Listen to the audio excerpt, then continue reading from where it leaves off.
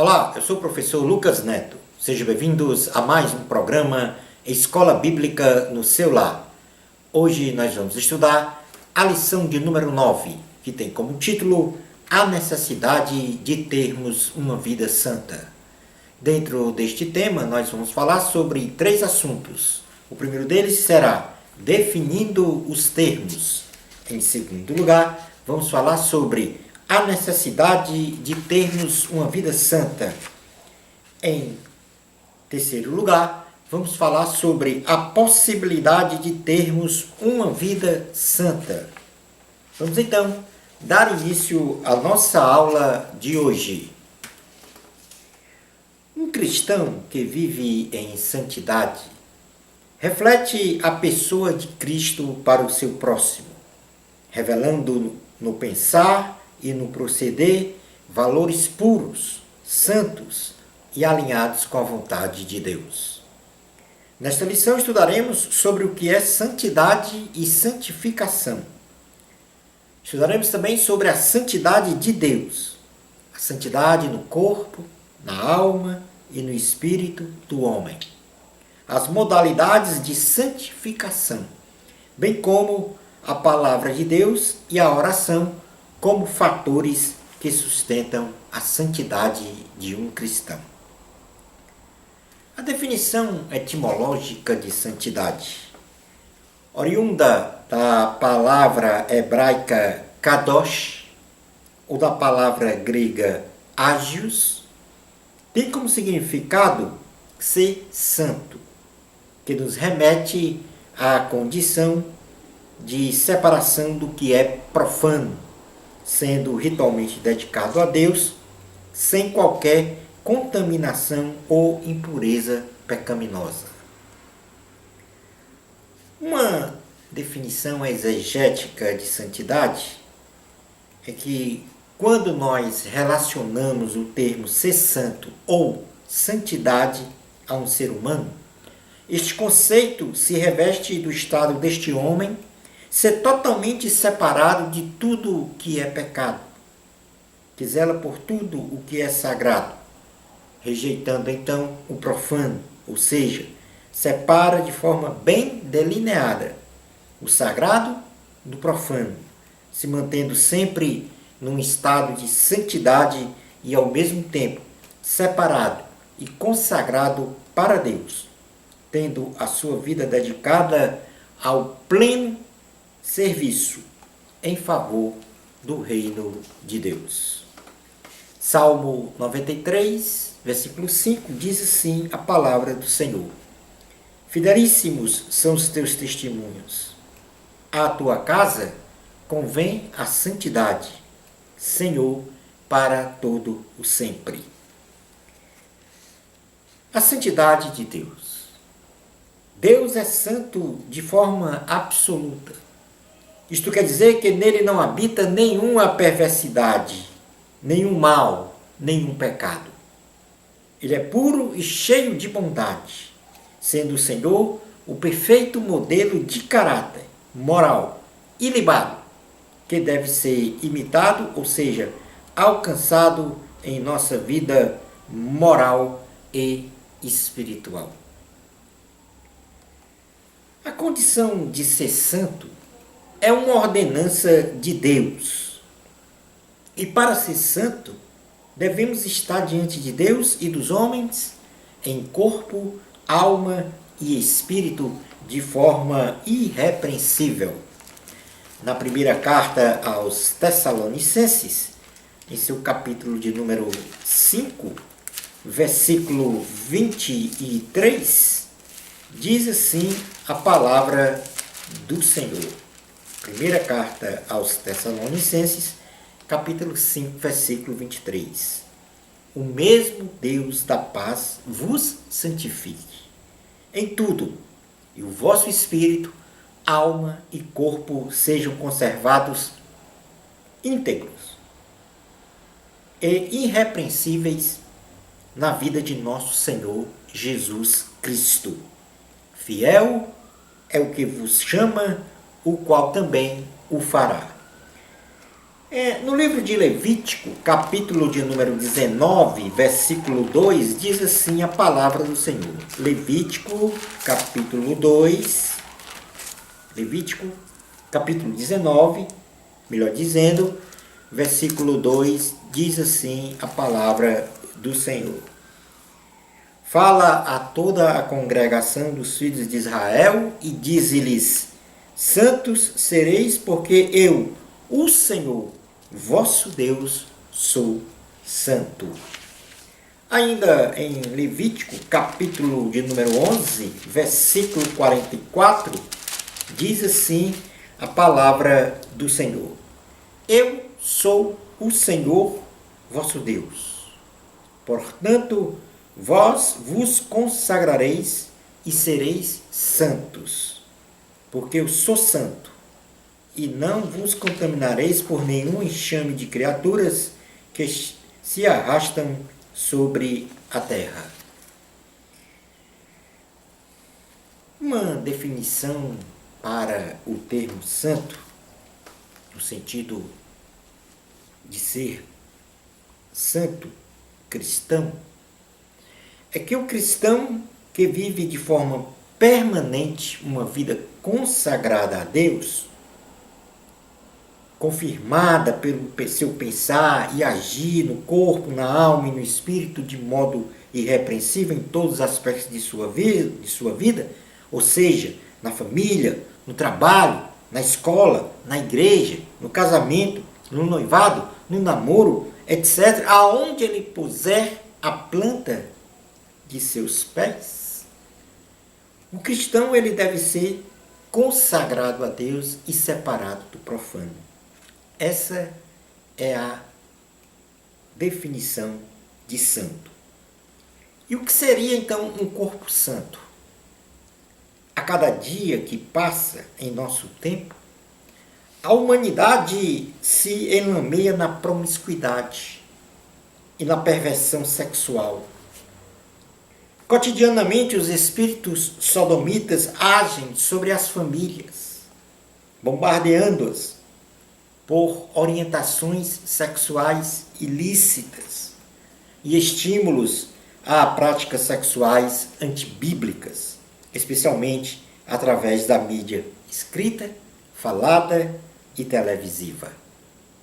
A televisão é um dos maiores veículos de massa que granjeia e transmite sem qualquer constrangimento aos telespectadores e, por conseguinte, às famílias, os mais devassos ensinamentos das práticas amorais e imoralidades sexuais, sem se falar no maior instrumento de comunicação de massa, que é a internet, que sem fronteiras ultrapassa a mente de todos, com as mais repugnantes informações sobre sexo e sexualidade.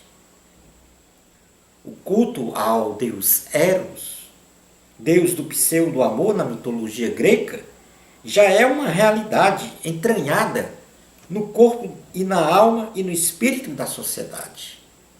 E é por isso que devemos estudar sobre a sexualidade à luz da Bíblia, para não sermos engolfados por esta podridão do sexo e da sexualidade apresentada pelos sodomitas, que desvirtuou sua pureza e sacralidade dada e criada por Deus.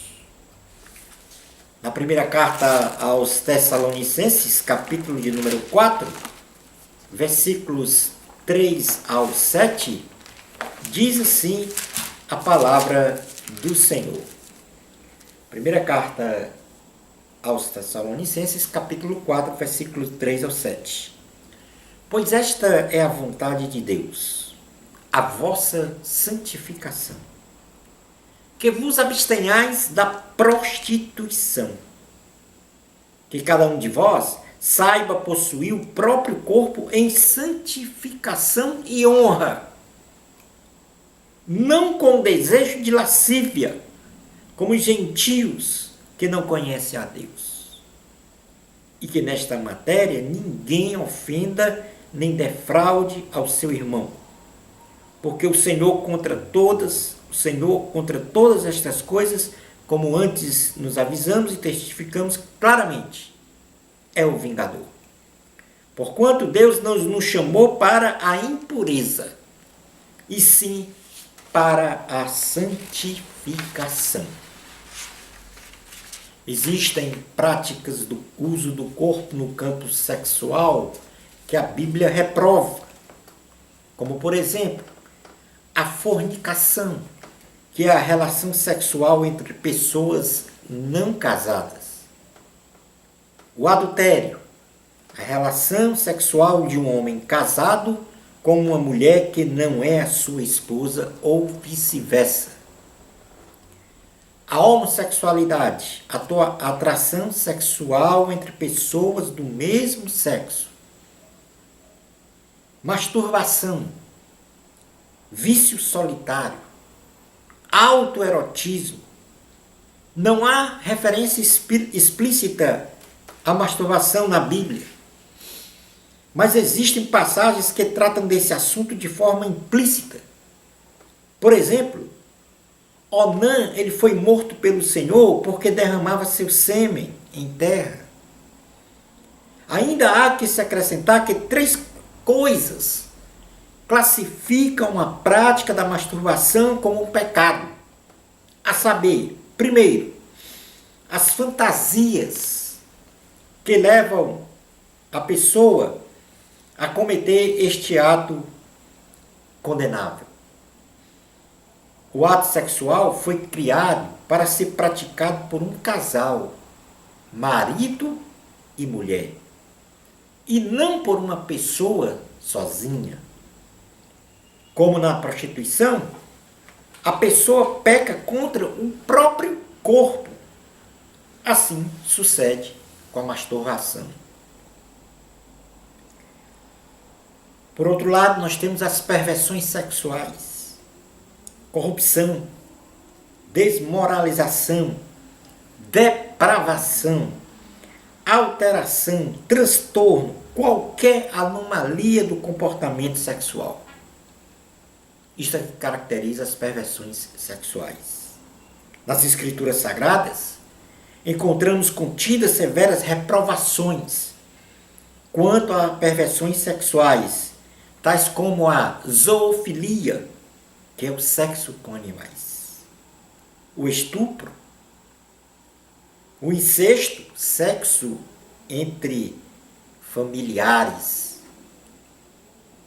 bem próximos, consanguíneos, pedofilia, sexo com crianças, e as práticas sexuais fora do padrão estabelecido por Deus.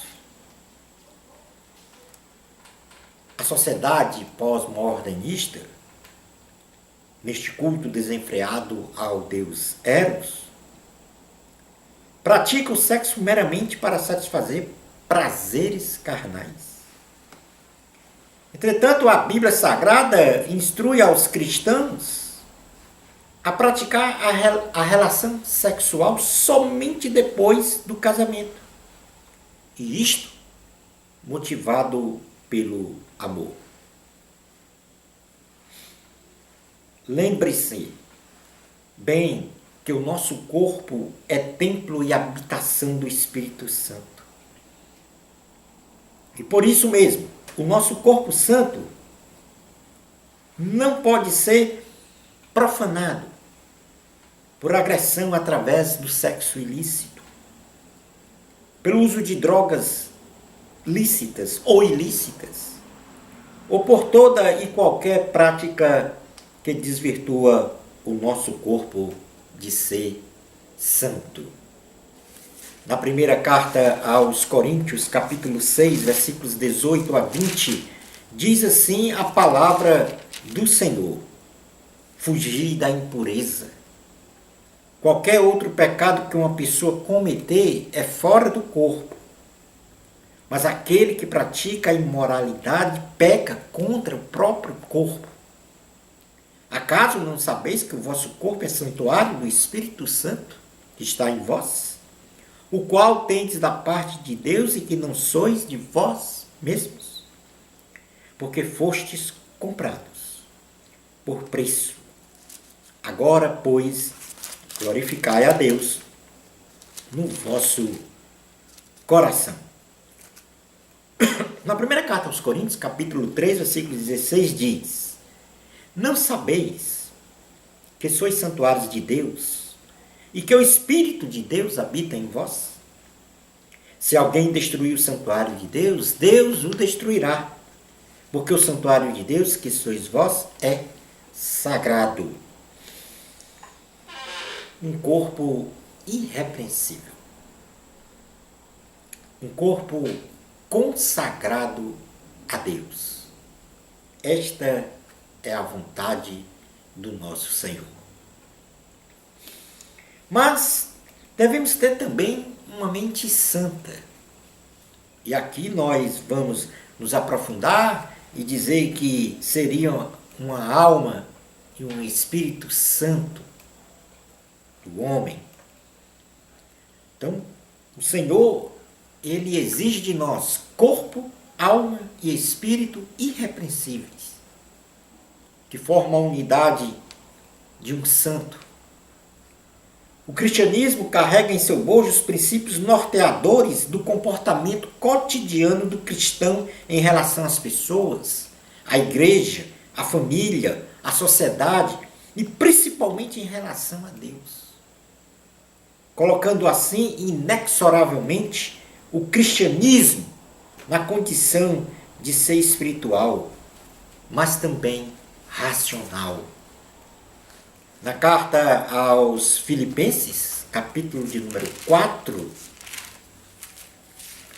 versículo 8, diz assim a palavra do Senhor: finalmente, irmãos, tudo que é verdadeiro, tudo que é respeitável, tudo que é justo, tudo que é puro, tudo que é amável, tudo que é de boa fama, se alguma virtude há, e se algum louvor existe, seja isto o que ocupe o vosso pensamento.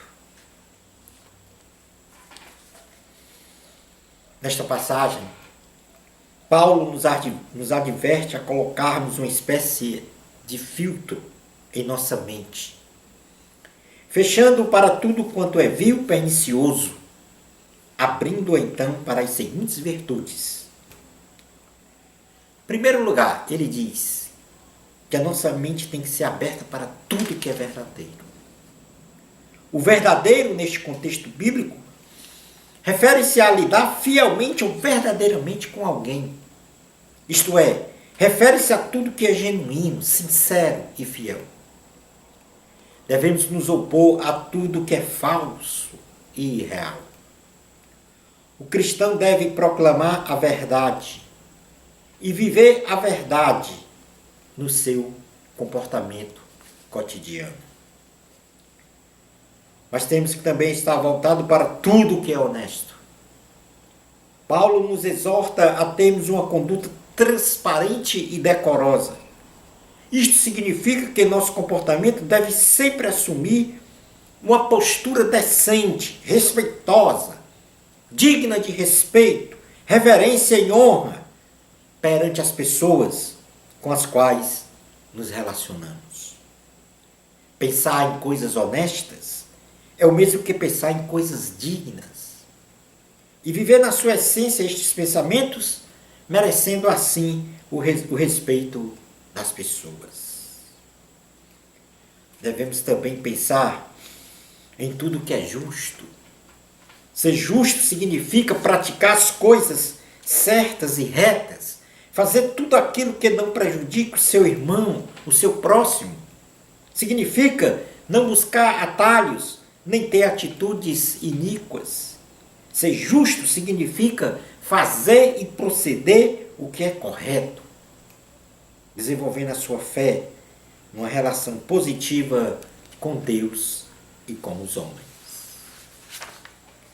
Mas devemos pensar também em tudo que é puro.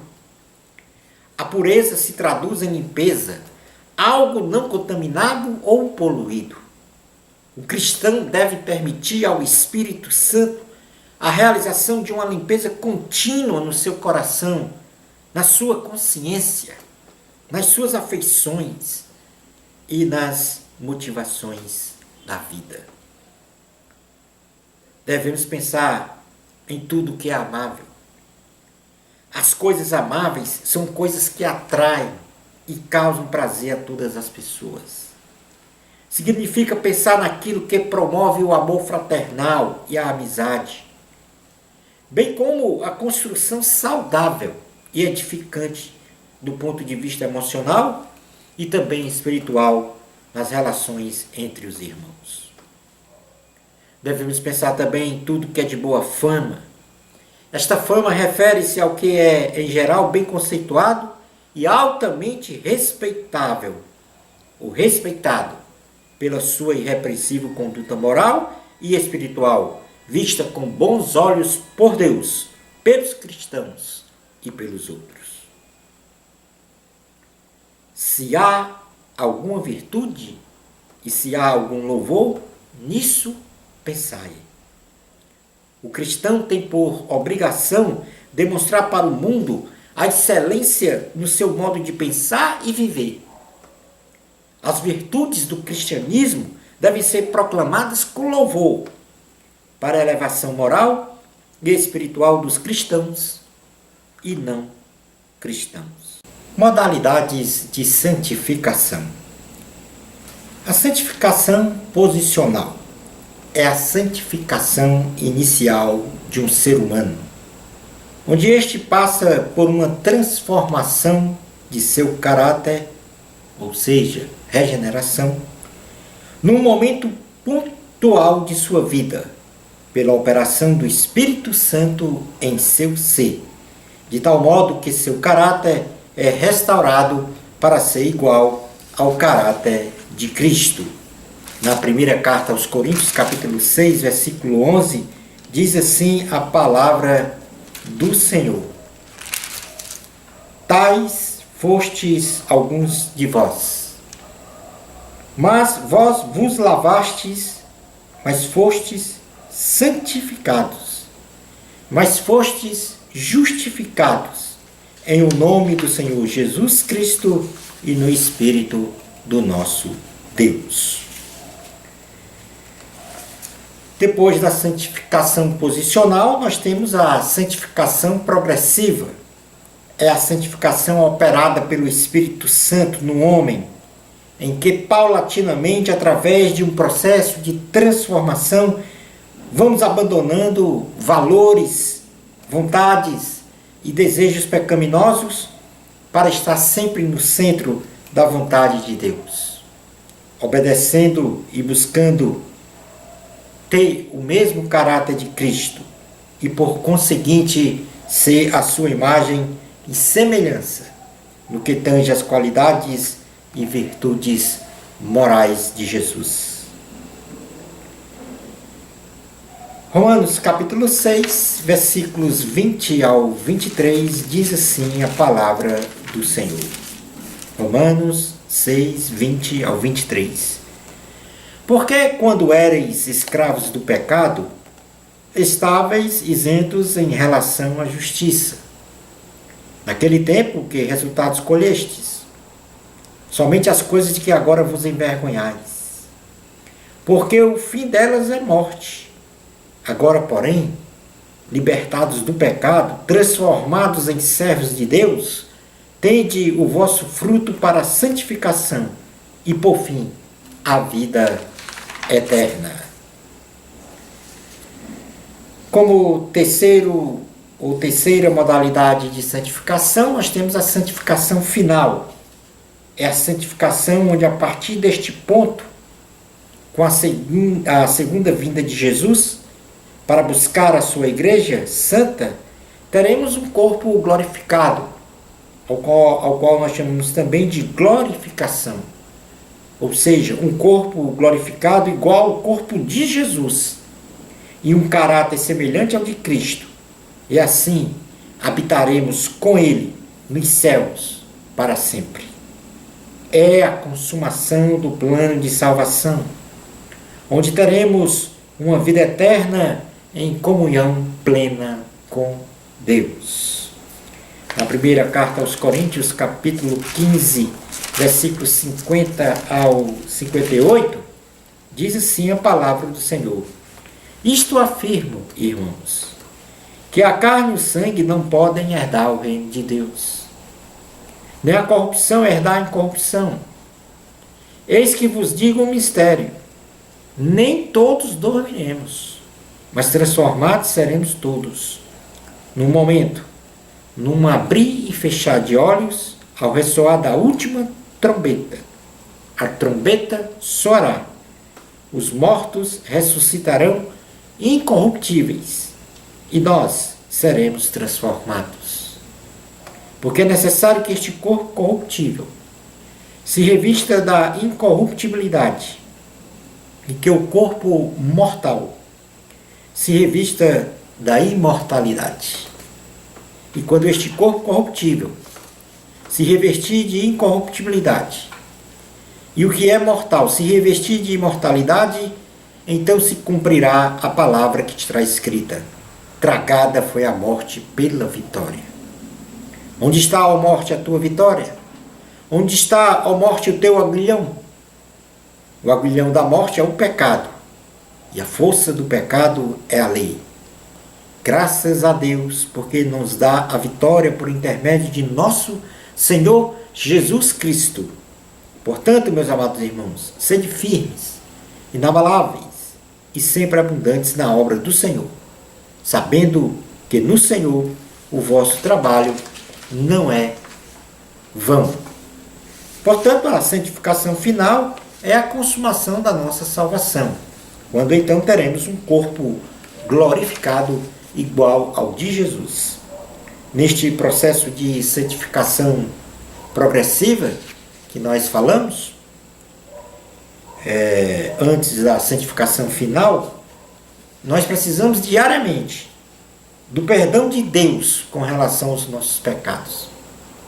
Nós precisamos diariamente nos submetermos à vontade de Deus e diariamente mortificarmos os desejos carnais. Os instrumentos para ser um cristão santo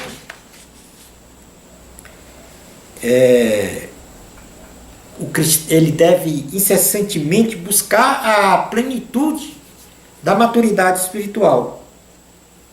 Não queremos aqui explicitar o perfeccionismo, pois sobre a terra não há homem que por si só seja justo e de inteira impecabilidade.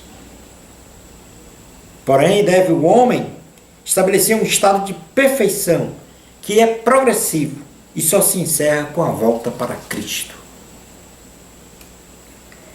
Mas urge a latente pergunta: como podemos obter esta tão desejada maturidade espiritual, santidade espiritual, segundo os meios atuais que temos ao nosso alcance? Entre outras ações, nós temos como principais, em primeiro lugar, para se santificar cada vez mais, praticar o estudo sistemático da Bíblia Sagrada.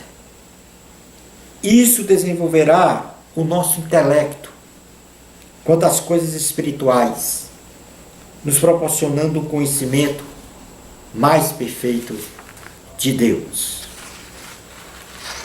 Como segundo fator, para se santificar cada vez mais, nós temos a prática regular da oração. A santificação não existe se não passarmos por um processo santificador. Isso quer dizer, nós devemos abandonar nossos próprios pecados e defeitos de caráter, se consagrando ao Senhor, buscando a santidade de Deus. Portanto, este é o terceiro fator para a santificação: se consagrar a Deus, buscar a Deus. Quarto fator da santificação, para a santificação, a prática das boas obras, embasadas no amor cristão. O contato, quinto lugar, o contato místico com Cristo, que nos leva à meditação e à iluminação espiritual, isto é, a intimidade e comunhão com o Espírito Santo. Em sexto lugar, como fator de santificação, nós temos que imitar em tudo a Cristo, pois Ele é a plenitude da divindade. Em sétimo lugar, temos que ter experiência com Deus. E por último, a vida eterna. Experimentar esta vida. Esta é a maior aspiração que um cristão deve ter hoje e para sempre. Ou seja, não troque por nada a sua salvação. Concluindo a aula de hoje, o pensamento humano é o pai da ação. E dependendo como esteja sendo este pensamento humano alimentado, este pode nos motivar a louvar a Deus ou não com nossas ações. O cristão não deve permitir que o profano prevaleça sobre o sagrado. Vivendo sempre em santidade, a começar do seu corpo, da sua alma e do seu espírito, norteado pela palavra de Deus, oração e jejum. Aleluia. Bênçãos especiais de Jesus para você. Amor a Cristo. A glória é de Deus. Até o nosso próximo programa Escola Bíblica no seu lar, se Deus permitir.